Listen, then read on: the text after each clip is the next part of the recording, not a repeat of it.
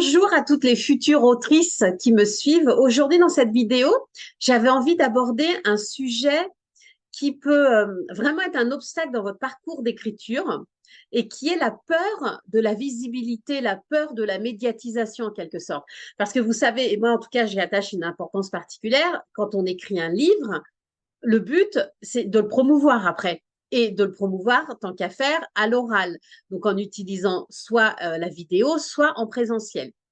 Donc, effectivement, arrivé à ce niveau-là, vous avez quelques autrices ou futures autrices qui vont se bloquer en fait dans leur processus d'écriture parce qu'elles se disent mais moi j'ai pas du tout envie de prendre la parole, je ne me sens pas capable, j'ai peur. Alors de quoi on a peur la plupart du temps? On a peur du jugement des autres. On se dit qu'on va être jugé parce que peut-être qu'on se trouve pas assez experte, pas assez légitime. On se dit qu'il y a des personnes qui connaissent mieux notre sujet que nous et que donc, pourquoi nous, on prendrait la parole? On va se faire ramasser pour parler un petit peu familièrement.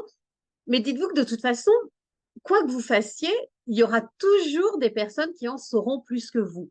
Et alors, il n'y a absolument aucun problème avec ça. Vous vous adressez à des personnes qui en savent moins que vous. Vous ne vous adressez pas aux personnes qui en savent autant ou plus que vous. Donc, ne vous bloquez pas avec cette idée, avec cette peur que vous n'êtes pas suffisamment expert parce qu'il y a des gens qui en savent plus que vous. Bah oui, bah c'est le cas de tout le monde. Donc, il ne faut pas vous arrêter avec ce frein. Avec ce frein. Donc souvent, c'est ce syndrome de l'imposteur en quelque sorte qui vous empêche de vouloir vous montrer.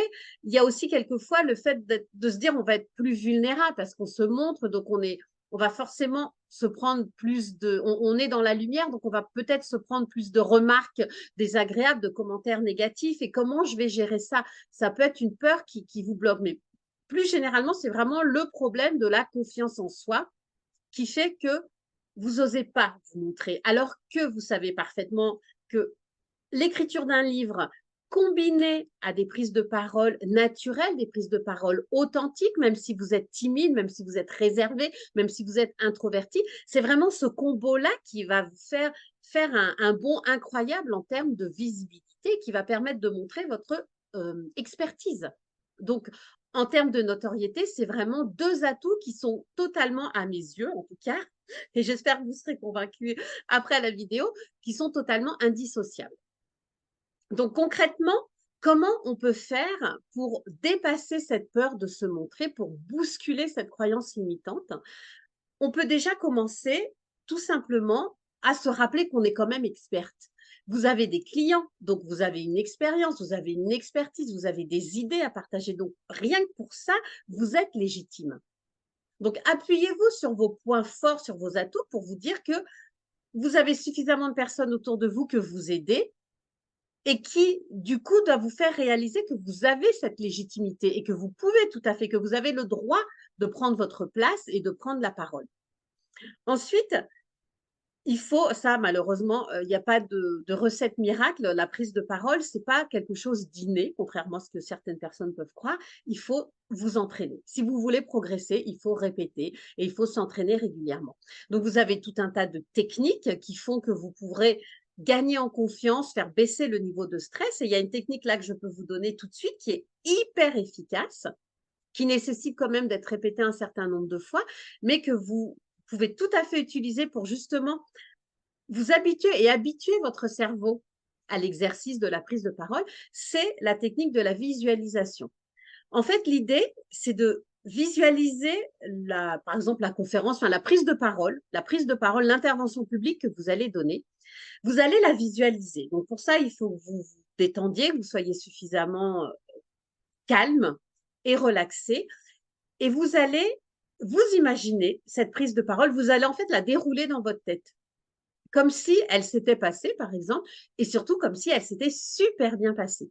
Donc, vous allez vous imaginer en train de parler, vous allez vous imaginer en train d'interagir avec votre auditoire, vous allez vous imaginer assise là où vous devez être assise, vous allez vous imaginer la salle, l'interaction avec l'auditoire, les questions, et surtout, vous allez être attentive à tout ce que vous ressentez en vous focalisant sur le positif.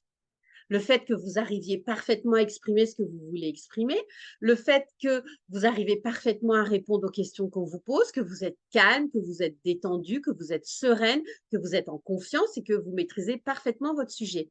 Et l'intérêt de ce genre d'exercice, c'est qu'en fait, vous allez en quelque sorte tromper votre cerveau. Parce qu'il faut savoir que le cerveau, il ne sait pas faire la différence, c'est ça qui est marrant, entre une expérience vécue, réellement vécue, et une expérience imaginée. Donc, en fait, en vous visualisant dans cette prise de parole réussie, en quelque sorte, vous donnez un signal de confiance à votre cerveau. Et au moment où vous allez faire votre vraie prise de parole, pour lui, ça va être comme une répétition.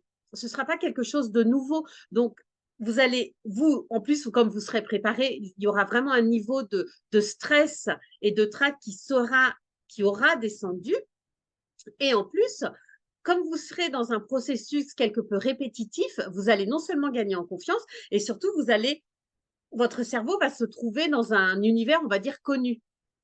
Et donc, ce sera beaucoup moins angoissant pour vous, cette prise de parole.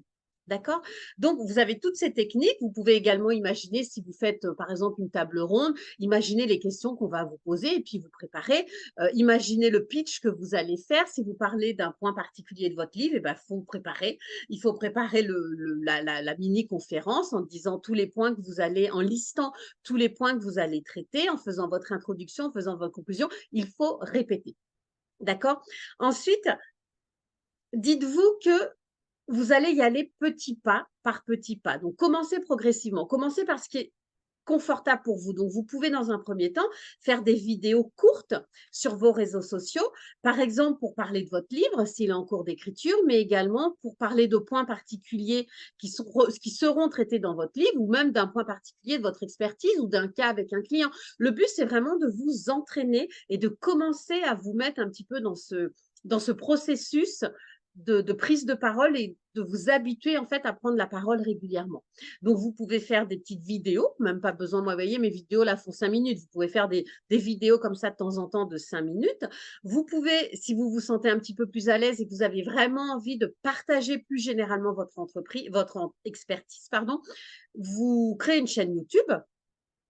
Et puis, vous pouvez commencer à rechercher des petits salons pour faire des dédicaces. Ça peut être le libraire du coin. Vous serez en petit comité, donc c'est beaucoup moins intimidant pour vos premiers contacts avec le public. Vous pouvez commencer à faire des ateliers, des conférences, pareil, en petit comité, de façon à commencer à vous entraîner et puis à progressivement gagner en confiance et puis faire participer à des événements qui seront beaucoup plus conséquents. D'accord? Donc, le maître mot, c'est vraiment s'entraîner.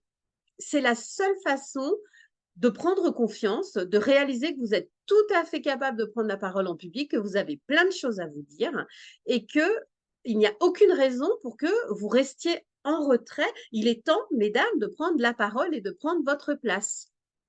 L'avantage de la tribu d'Idéamo, qui est un groupe que j'ai créé, un groupe d'accompagnement en fait, donc je vous apprends à prendre la parole, je vous apprends à écrire un livre, mais il y a également cet esprit d'entraide et de partage. Parce que c'est vrai que quand on prend la parole, c'est important aussi de se soutenir, de se sentir soutenu, de se dire qu'on n'est pas seul embarqué dans cette galère et d'échanger avec des personnes qui partagent un petit peu les mêmes objectifs que vous, les mêmes angoisses, les mêmes craintes. Ça peut être très stimulant. Donc, c'est aussi pour ça que j'ai créé la tribu d'Idéamo, parce qu'on a des sessions de groupe dans lesquelles vous pouvez me poser toutes vos questions, mais dans lesquelles on fait également des séances d'entraînement, des séances d'entraînement à l'oral.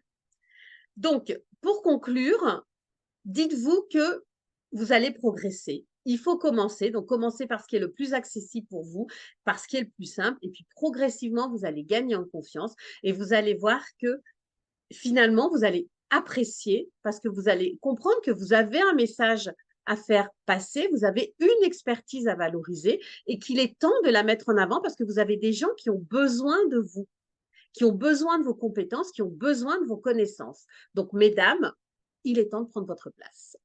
C'était Annick Dourtous de la société Idéamo. Je vous souhaite une très bonne journée et je vous dis à très bientôt pour une prochaine vidéo. Bye bye.